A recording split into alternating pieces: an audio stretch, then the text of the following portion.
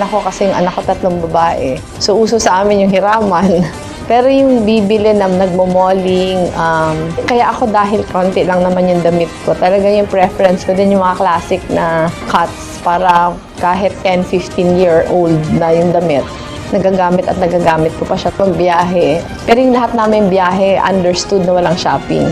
Talagang I do all the researching by myself. Tawa ko na nung na-awardan siya ng Ramon Magsaysay, meron siyang cash prize na $50,000. Binani market namin yun. Tapos yung interest noon pumupunta sa travel fund. So yung amin travels, depende kung ilan yung laman ng pondo. Kung ilan yung available sa travel fund, yun yung magdidikta kung anong klaseng travel yung kaya namin. 1992 yung second elections niya, ang kalaban niya babae. Sabi niya sa akin na baka makuha ng kalaban ko yung women's vote. So ako yung nag-organize ng buong kababaihan sa amin. Tingin ko kasi what set my husband apart was not because he was good. Pero what set him apart was that because he was one public official na ni-recognize yung husay at galing ng karaniwan. Pag chinelas kasi parang pinapakita natin yung karaniwang tao eh. Pero palagi ko yung asawa ko naging mahusay dahil hindi niya lang binigyan ng pagkakataon yung mga maliliit makilahok. Pero siya binaba niya talaga yung sarili niya para isipin ng mga maliliit na he is just one of them. Hindi siya pinagsisilbihan, kundi siya yung nagsisilbi. Parang yung pag nakita kasi yung kind of governance ng asawa ko, siya mismo yung naglilinis, siya mismo yung kumuha ng basura. Parang yun yung klase ng public officials na nakaka-inspire. Pag nakita ng tao na kahit simple lang ako, kaya ko itong gawin. Kesa nung public official na parang nagmamando. At sa amin, na-prove yun. Matagal nang wala yung asawa ko. Mula 2010, hindi na siya mayor. Wala na siya sa mundong ito mula 2012. Pero yung mga sinimulan niya patuloy, gusto sabihin yung klase ng pamamahala na pinakita niya. Ito yung sustainable. Pero sustainable siya dahil hindi siya leader-dependent. Sustainable siya dahil pinahusay niya yung mga kasamahan niya.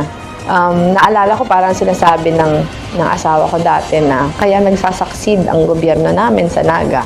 It's not because I am good, but because I have people who realize na ano talaga sila, na mas mahusay pa sila sa namumuno. Kaya yung namumuno talaga, yung parang pinaka-papel niya talaga mag-inspirational guide. Para humusay yung mga dapat tingnan niya accomplishment na yung pinapamunuan niya, mas nagiging mahusay pa. Gusto ko sana mas maraming oras kasi gusto ko maikot lahat. Para ma-explika yung brand of governance na pinupush. Kasi pag kumakandidato naman tayo, sa atin kasi para masyadong personality-centered. Pero sa akin sana kung meron ng oras, mas gusto ko na ibabahagi ko kung ano yung paniniwala ko. Hoping na marami din sa ating mga kababayan ang ganun din yung paniniwala. Pero walang oras. So yung sa akin, kung meron lang extra time, lahat ko yun gagamitin sa pag-ikot. Talaga perpekto yung gobyerno. Pero ngayon, nakikita natin, pag nagkakamali yung gobyerno, parang tinutuligsa. Yung tao, mas hindi forgiving. Pero pag ang tao, ramdam niya, nakabahagi siya. Kung ano man yung imperfections ng gobyerno, naiintindihan niya, mas bibigay siyang allowances. Bigyan ng pagkakataon yung pamahalaan to correct itself. Dahil kabahagi siya, tinutuligsa. Yung tao, mas hindi forgiving. Pero pag ang tao, ramdam niya, nakabahagi siya. Kung ano man yung imperfections ng gobyerno, naiintindihan niya, mas bibigay siyang allowances. Bigyan ng pagkakataon yung pamahalaan to correct itself. Dahil kabahagi siya. Talaga masipag ako. Hindi matatawaran yung sipag ko. Kahit saang trabaho ako dumaan. Yung teacher pa ako, lawyer ako for PAW, NGO worker, yung congresswoman. Palagay ko lahat na tatanungin na co-workers ko, yun yung masasabi sa akin na napakasipag ko talaga. Palagay ko, yung pinaninilbihan naman natin should demand nothing less. Kung gagawin ko to, gagawin ko yon. Mahal ko yung mahihirap. Pero mahirap paniwalaan na mahal ko yung mahihirap kung hindi nyo naman alam yung kwento ko. Pero pag alam nyo yung kwento ng buhay ko, baka maniwala kayo na talaga mahal ko yung mahihirap. Yun yan eh. Para sa GMA Integrated News, Sandra Aguinaldo, nakatutok 24 oras.